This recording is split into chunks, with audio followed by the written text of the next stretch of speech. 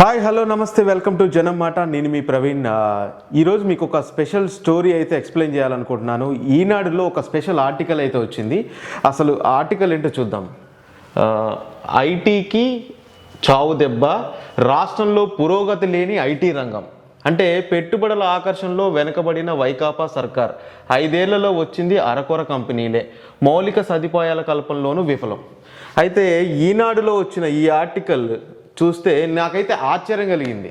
ఎందుకంటే 2014 నుంచి 19 వరకు ఐటీ సేవలు ఏదో బీభత్సంగా ఉన్నట్టు, 2014 నుంచి 19 వరకు హైదరాబాదులో కంటే ఆంధ్రప్రదేశ్లో ఐటీ జాబులు ఎక్కువ వచ్చినట్లు, ఐటీలో బాగా ఎగుమతులు దిగుమతులు వచ్చినట్టు ఈ ఆర్టికల్ చూస్తే నాకు అర్థమైంది. అంటే 2014 నుంచి 19 వరకు ఐటీ ఏదో బీభత్సంగా అభివృద్ధి చెందినట్టు, హైదరాబాద్ని మించిపోయి ఆంధ్రప్రదేశ్లో ఐటీ ఉద్యోగాలు వచ్చినట్టు, ఐటీ ఎగుమతులు జరిగినట్టు, అమరావతిలో బీభత్సమైన డెవలప్మెంట్ జరిగినట్టు ఈ ఆర్టికల్ చూస్తే నాకు అర్థమైంది. అంటే 2019 నుంచి 23 వరకు జగన్ గారి పరిపాలనలో 2 సంవత్సరాలు కరోనాకు సంబంధించి స్తంభించిపోయింది. అందరు ఐటీ ఎంప్లాయీస్ కూడా చాలామంది ఇంటి వర్క్ ఫ్రమ్ హోమ్ చేశారు. నెక్స్ట్ ఐటీ రిక్రూట్మెంట్ అయిపోయినాయి, అంటే రిక్రూట్మెంట్లు కూడా తగ్గిపోయినాయి. ప్రపంచమే సైలెంట్ అయిపోయినాయి. ఈ పరిస్థితిలో జగన్మోహన్ రెడ్డి గారు గవర్నమెంట్ నడిచింది ఒక 2 సంవత్సరాల కిందే క్యాలిక్యులేట్ చేయాలి. ఈ 2 సంవత్సరాల్లో కూడా ఆయన చేసిన సంస్కరణలు, ఇప్పుడు విశాఖలో మనకి రాజధాని పెట్టడం వల్ల ఎంతవరకు డెవలప్ అయింది, అవన్నీ కూడా మీకు గణాంకాలు. అంటే చంద్రబాబు నాయుడు గారి హయాంలో ఎంత ఐటీ అభివృద్ధి చెందింది అండ్ జగన్ గారి హయాంలో ఎంత అభివృద్ధి చెందిందో మీకు కొన్ని ఫిగర్స్తో సహా నేను మీకు చూపిస్తాను. అంటే ఈనాడుకు సంబంధించిన కథనానికి సంబంధించి అసలు నిజంగా ఇలా జరిగిందా లేదంటే వీళ్ళు వేసింది తప్ప రైట్ అనేది మీకు గణాంకాలతో సహా నేను చూపిస్తాను. 2017-18లో 969 కోట్లు, అంటే చంద్రబాబు నాయుడు గారు దిగిపోయే నాటికి 2017-18లో 969 కోట్లు, 18 నుంచి 19లో 986 కోట్లు ఐటీకి సంబంధించి ఇక్కడ పెట్టుబడులు అయితే వచ్చాయి.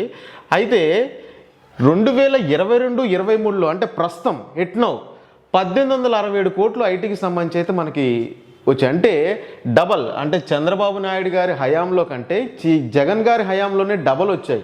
ఇంకా 1995 ఇప్పుడు జగన్ కాదు చంద్రబాబు నాయుడు గారు ఐటీని తీసుకొచ్చారు, ఐటీని డెవలప్ చేశారు. 2004లో ఆయన హయాం ముందే ఐటీని ఆయనే క్రియేట్ చేశారు అని చెప్పేసి చెప్పుకునే వాళ్ళకి 1995లో బాబు గారు సీఎం కాకముందు ఏపీ స్థానం 3, అండ్ అలాగే 95లో 2004లో బాబు గారు దిగిపోయే సమయానికి ఐటీస్లో 5వ స్థానంలో ఉంది. ఇక క్యాంపస్ ప్లేస్మెంట్ విషయానికి వస్తే 2018-19లో అంటే మెయిన్ ఉద్యోగాలు అంటున్నారు కదా, చంద్రబాబు నాయుడు గారు దిగిపోయే టైంకి 37,000 క్యాంపస్ సెలక్షన్ జరిగితే 2023 ఎట్ ప్రజెంట్ నౌ 120,000 ఉద్యోగాలకు సంబంధించిన రిక్రూట్మెంట్ జరిగింది జగన్ గారి హయాంలో. అండ్ అలాగే చంద్రబాబు గారు ముఖ్యమంత్రిగా ఉన్న 5 ఏళ్లలో విశాఖకి చెప్పుకోదగ్గ ఒక్క కంపెనీ కూడా రాలేదు విశాఖపట్నంకి. అంటే అమరావతిలో ఎలాగో కంపెనీలు లేవు, ఇప్పుడు విశాఖపట్నం ఆల్రెడీ డెవలప్ అయి ఉన్న దగ్గర కూడా చంద్రబాబు నాయుడు గారు ఎటువంటి కంపెనీలు అయితే రాలేదు. ఇప్పుడు ప్రజెంట్ జగన్ గారు మన విశాఖపట్నం పరిపాలనా రాజధాని చేసిన తర్వాత కొన్ని ఐటీ కంపెనీలు కూడా వచ్చాయి.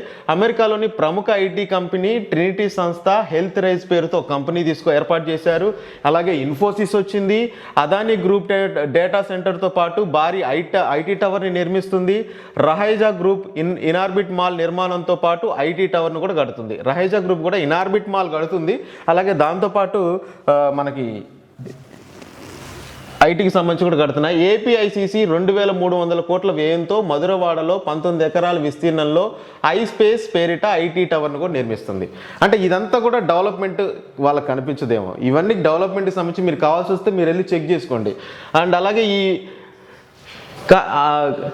అలాగే ఈ ప్రభుత్వం బీచ్ డెస్టినీ పేరిట ఐటీ కంపెనీలను విశాఖ రప్పించే ప్రయత్నాలు కూడా చేస్తుంది.